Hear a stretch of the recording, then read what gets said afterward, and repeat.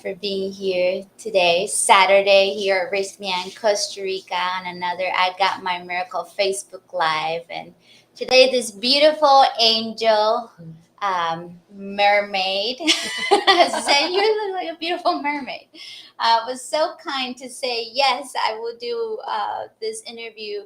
And she has an incredible stories to share with us, as this is her second time here at Rythmia. Her name is Carmen.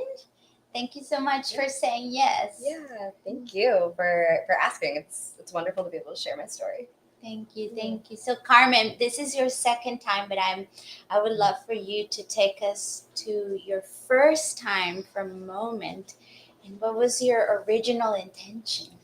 So I came here for the first time because I didn't really know what else to do. I was really struggling after having an abortion now 13 months ago. And so at the time, it had been 6 months after my abortion. And I also work in education and in the mental health field, and had so many things coming back from the pandemic in schools that I couldn't stop that chatter of not wanting to be here anymore. Oh. And not wanting to die, but also knowing that I couldn't live the way that I was living. And I hadn't had that kind of chatter since I was a child and was going through a lot of trauma. And my doctor brought up ayahuasca because she knew that I was not going to subscribe to taking antidepressants or any sort of medications like that, because I'd been on them and I knew what they did to my body, and it wasn't for me. It's, Yes. For some people it's a life-saving gift. When I was a teenager, it was a life-saving gift, and now, like, I have other tools and I wasn't going to do that. So she suggested ayahuasca, and I had a friend who had come to Rythmia and had completely changed his life. And so I reached out to him and I was like, hey, like, where'd you do ayahuasca? Like, what are we doing? Like, and I'd been microdosing for a couple of years now. And I came here, and it was a phenomenal experience. The moment I walked into my casita after not having my moon for 6 months after the abortion, the moment I walked into my casita, my moon started. No way. Yeah. Ooh, that gives me goosebumps. And so I wasn't able to participate in all 4 ceremonies. Okay. But I had the incredible gift. Mother gave me the most incredible gift of being able to be a part of the moon ceremony. And every single woman there was not supposed to be on her moon that week. Not a single one. And they were all somehow also on their moon. And so I ended up getting a womb healing ceremony. That was so special. And it was just, it brought me back into myself. And because I hadn't been able to participate in the yahe, I went and sat with ayahuasca back home where I live. And one of the downloads that Mother gave me, the biggest, strongest download, was come back to Rythmia. Come by yourself. Come full circle. Wow. And so the next morning I called up and I booked my next trip, fast forward to now, like 5 months later. And I came back, and it's been such a joy of a process, and such an amazing process. And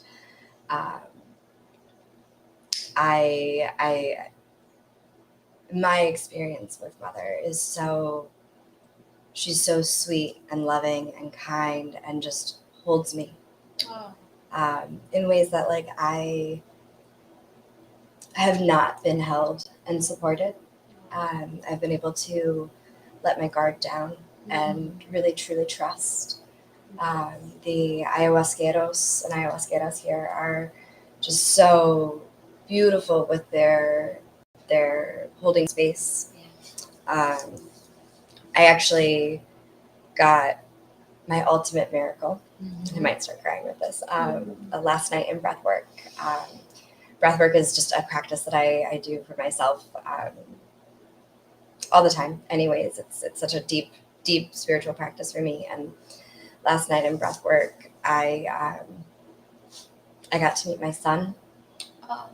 He was with my grandma, who passed when I was 19, and he answered so many of my questions because I wasn't sure if I had made the right choice to get the abortion. I knew it was the choice that served time, and I was okay with my choice, and I settled with my choice. But there was always that in the back of my mind, that thought of like, well, what if?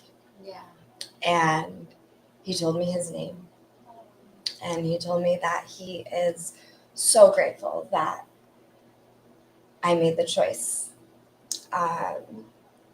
because he is getting ready to embark on his first human embodiment. So he's a new soul too. And he told me that this time embarking in this embodiment is where he belongs. And he's so grateful that like he gets this opportunity, and it's the right opportunity for him. Wow. And I moved so much of that grief. Yeah. And just so much of that energy. And I feel so at peace knowing like, okay, you're safe. Yes. You're good. Yes. You got to meet my grandma and sit with her. And in breathwork, she sang to us like she used to sing when I was a child. And it was the most magical thing. It's so beautiful. Oh, Carmen. Yeah. It's so beautiful. Yeah. Wow. Oof. I can feel the vibe, the consciousness from which you're speaking, and it's so profound. It's so profound. And that's what happens here at Rythmia, and when we sit with the medicine, it takes us beyond. I like to say this in class. If anybody wakes up thinking this doesn't make any sense, it's because it goes beyond the senses. It takes us through the veil, so that you can see the invisible world. You can speak to, and it might sound for some people like, how does that happen? What is the magic of the plant? Yeah. Yes. And even in in the depths of that, like the darkness side, where you're going to the things that hurt, the hardest things, and purging for multiple days in multiple ways. I find such blessing in all of that, because it brings illumination. Like the ayahuasca brings illumination to the areas in which we have been broken, in which we have been cracked, in which we have been shrouding and hiding away from. And she brings such illumination, which is why even in those times, purging into my bucket after every revelation, and always asking like, what is this purge? What am I purging? What am I releasing? There's still so much sweetness in it. Yeah. You remind me of the quote by Rumi that said, "It's through the crack where the light can come in." It's through what we see as a wound, or as a moment we were broken, but it's like you're broken open so that the medicine can come in. Yeah. She illuminates areas that you think you've already worked through and illuminated and gotten through, and it's like, oh no, there's work to be done. There's always so much work to get done. Yes. And what would you say to someone, because your story is fascinating, and this feeling tone that you had a couple of years ago or 13 months ago, that I don't want to carry on this way. I know the option that the doctors give me, but I don't want to take that option. I want to do something different. If some of the people here watching or watching the recording later, and they're thinking about it, but they think it's too scary, it's too daunting to go all the way to Costa Rica. What would you say to them? And did you experience any of these feelings before coming here? Grandmother has been, or Mother Ayahuasca has been calling to me for 14, 15 years. Oh, wow. Yeah. And I have always just been like, absolutely not. I'm okay. I'm good. Like, Okay.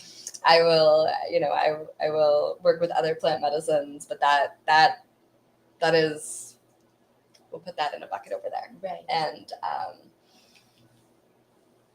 And I lost my train of thought. So I felt that way. Yeah, Mhm. I felt that way. And this time it was like, I've been just so tired of feeling and trying everything else. And like, where I live in the States, there's a lot of access. Mhm. I even got to journey in, my hometown, where I live, and in between these two from last December and now, and it's not the same. It's it has its value. It has its, like, I had a beautiful ceremony, and I appreciate my ayahuasquero back home, for all the gifts that he brings, and but there's the support and the way that Rythmia builds everything out is quite beautiful. And it, like, it's not just you sit in ceremony for 4 nights in a row. You also get to practice breath work. Massive shout out and love for Victor's Aya yoga. His yoga is, He's amazing. he's incredible. I'm like, that's like half the reason why I read book is to have Victor. Victor is your yoga. He's amazing. He's amazing. And it's just, just everything about Victor is wonderful. It's the opportunity for the pools, and for the spa, and the colonic cleanses. It's, it helps move everything. The food here, the staff, it's so, everyone is so tapped in and so supportive. And if you need those extra conversations afterwards, like, it's not just at the end of the night you have a closing circle. It's every single moment you have the opportunity to talk with someone, even if it's, someone someone working in the cafe, who's also sat themselves, and you're like, I just had this incredible revelation, or I just had the worst night of my life. They know. Yeah. Everyone here on staff knows, and sits with you, and cares, and is so incredibly passionate and loving and supportive. And so it really is such a different approach. Yes. And I love it that way. Yeah. It's like a container. Yeah. It's a container in which the conversation is ongoing. Mm-hmm. Like, we're not talking about that right now. It's like whenever you need to speak and ask for help, like, there will be someone. There's always someone there. And if there isn't someone there, it's, about coming into yourself and being like, all right, do I actually need? Because I've had that in ceremony where I'm like, I need help. Why isn't someone helping me? Because usually in ceremony, like, I don't even need to ask for help. Someone is just there in the moments where I'm like, oh my gosh, to hand me some Kleenex, or to help me walk somewhere. And I'm just like, how did you know? And the moments where I'm like, why isn't someone helping me? I'm like, oh wait, no, it's because I can literally just stand up and do this myself. Like, I don't actually need the help. Because I can support myself in this moment. And so it's beautifully helped here. That's so beautiful. And you said that you're learning how to facilitate breath work. Yeah. Yes. Yeah. So I am 500 hours trained in teacher training for yoga, and that's when I first got introduced to conscious breath work. And so that was several years ago, and now I wanted to. That was actually a download that I received from the ayahuasca. Was like, hey, like bring breath work into part of your toolbox for being a social worker and being a clinician, and so I reached out to one of my sisters from one of my yoga teacher trainings, who was a conscious breathwork facilitator, and she happened to have an opening in her brand new apprenticeship, and so she took me under her wing. So I'm learning how to facilitate conscious breathwork. Amazing. It's a magical practice. Would you say that breathwork could help someone prepare? Oh, 1,000%, 1,000%. Because with breathwork, like conscious breathwork and like various forms of breath work. There's also holotropic, there's Wim Hof, like all these different facets of breath work. They help you tap into releasing that DMT that you naturally produce, which is what ayahuasca is. Yes. So it is a, like, when being held in space, in a space and in a container with someone facilitating you through breath work, it, and you know, when you know the process, and you can also practice it on your own, but I find it's really profound when you are having someone hold space for you. You can blast off as though you were sitting with ayahuasca. I have some of the most profound experiences dancing in the ether on breath work or with breath work, and it's, you know, it's something that like you carry in yourself. Something that you're always doing and that you can always tap into. And so it's a beautiful complement to, and a beautiful way to prepare for ayahuasca. Beautiful. So were you using some of your techniques, or were you using conscious breath as you were navigating the medicine?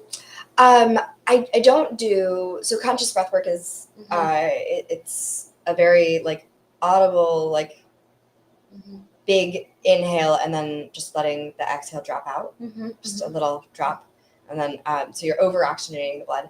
With the ayahuasca, I haven't ever felt the need to pull in that way, but I'm also, you know, trained in various forms of pranayama, and I do incorporate breath work into my ayahuasca.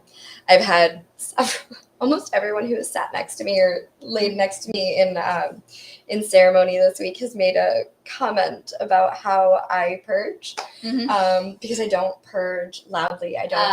You're one of those elegant purgers. I had a friend. It doesn't feel elegant, but yes, apparently. Yeah. Well, it's you know, I exhale my purge. Oh wow.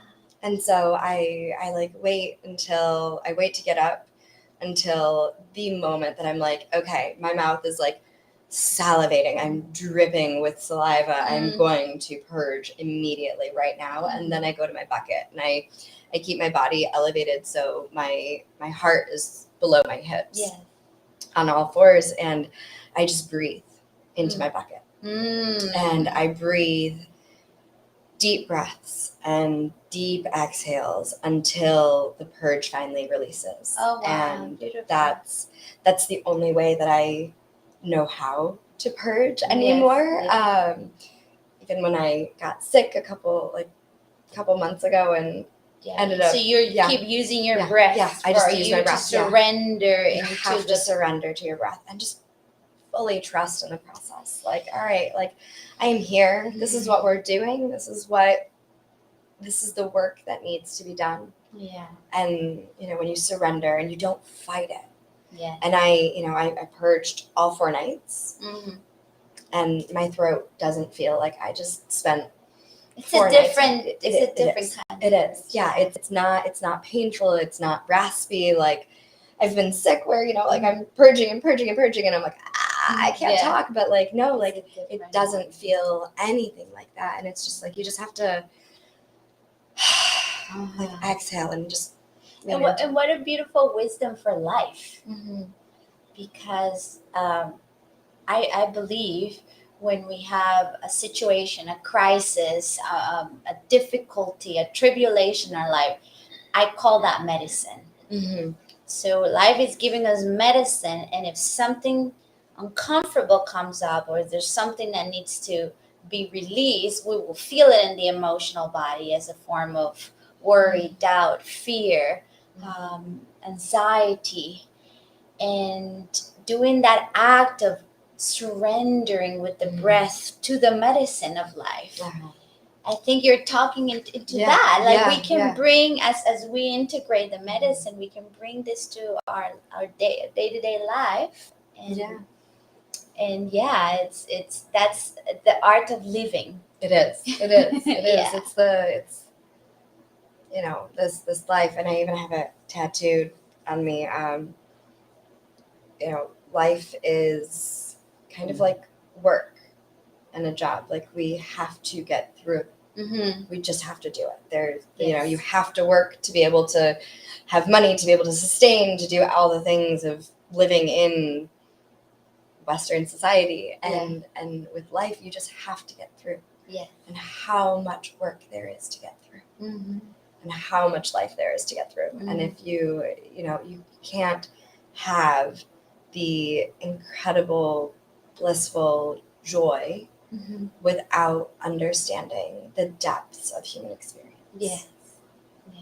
Beautiful, beautiful wisdom. Thank you so much. Thank you for saying yes to this. Mm-hmm. And thank you for those of you that tuned in live with us.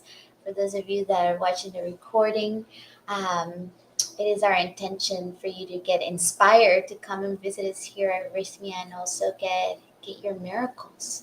Thank you very much. Have a beautiful rest of your weekend. Goodbye now.